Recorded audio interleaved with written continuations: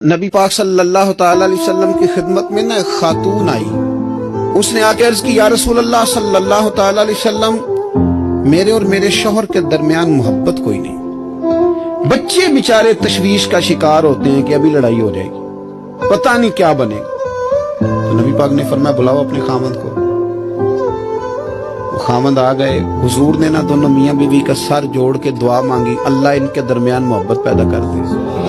کچھ دنوں کے بعد حضرت عمر بھی ساتھ تھے, حضور وہاں سے گزر رہے تھے. حضور نے فرمایا بتاؤ حال کیا ہے.